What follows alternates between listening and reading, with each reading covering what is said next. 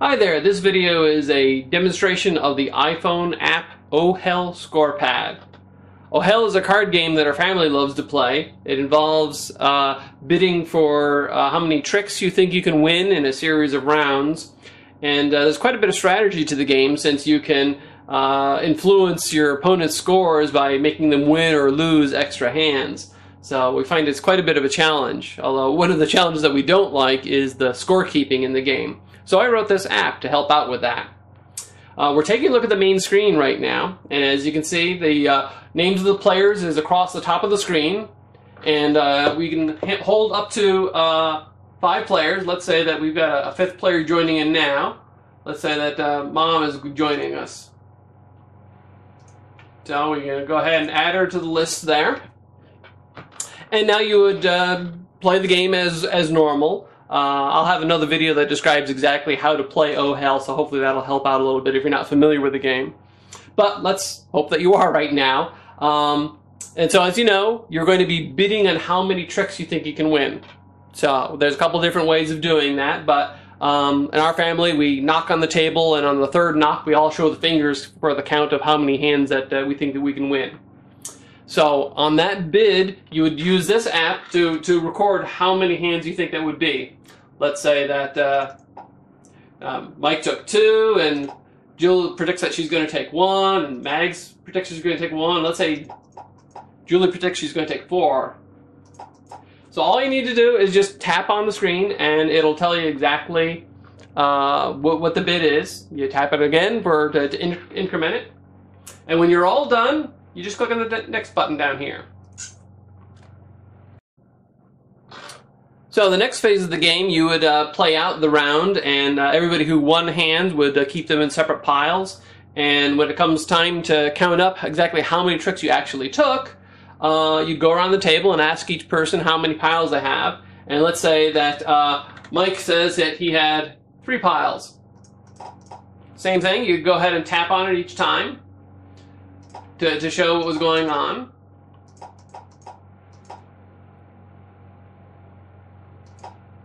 And let's say that we have that many tricks that have been taken. If you notice, we automatically calculate the score that's going on here, and we can go on to the next phase. But fortunately, there could be mistakes that could be made, and this app will catch those mistakes for you. So here it is telling you that the number of tricks that you actually said were taken are more than the number in this particular round. So it asks you to recount your tricks. So in this case, you can say, oh, okay, well, actually, Julie only took 3 tricks. So we can actually click the minus sign, drop it down to 3, and now we're all set to go. At the end of each round, you can see that the points are tallied up, and the score is shown there with the high score person with their score in orange there, so that's very easy to see who's currently in the lead.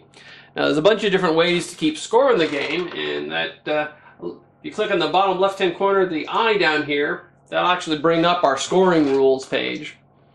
And right now this is set to be the traditional way that it's scored, where you get points even if you are under the number, under your bid, or if you actually make it, you get 10 points plus the number of cards that you took, or if you're over, you get the number of cards that you bid. Now, some of the other variations that I've seen are a purist version, where you would actually score 0 points if you're under or if you're over, and you'd only score if you actually made the bid exactly right. In our family, we actually say that, oh, well, we want to give you a little bit of reward for going over, but not a tremendous amount. So there you'd only get the number of cards that you get above what you would actually bid if you go over. So that's an incentive to make sure that you stay on bid. There's also a version that is really kind of punishing, where you actually lose points if you're wrong. So in this case, if you're under, you would actually lose the number of tricks that you bid, or if you're over, you would lose the number of tricks that you actually took.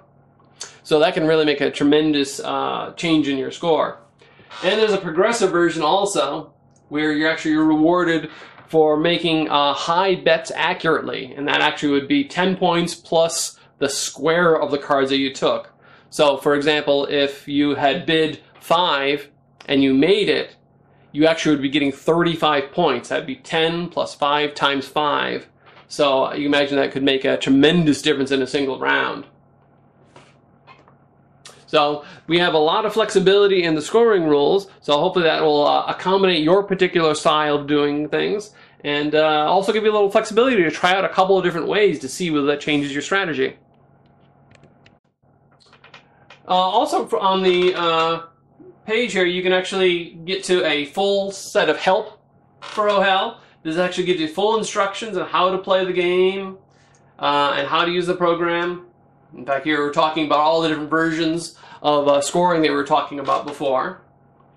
And there's the credits page that shows you what the current version of it, plus buttons for easily accessing our website, or you can send us email if you've got comments or questions.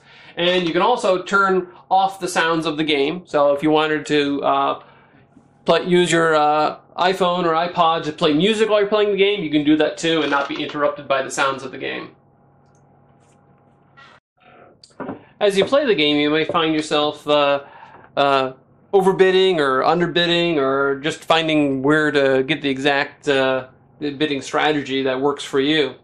And the Oh Hell ScorePad has a function that helps you out with that. If you click on the stats button down here, you'll see it brings up a nice bar chart that shows you exactly how often you have been coming under your bid or making your bid or going over, and how many games you've won. And it's all presented in percentages, and it keeps track of it for each one of the different players there. So hopefully using that information, you can fine-tune your strategies. I hope that you found this information helpful, and I hope that you enjoy playing Oh Hell and let the iPhone Oh Hell ScorePad make it even more fun for you. Good luck in your games.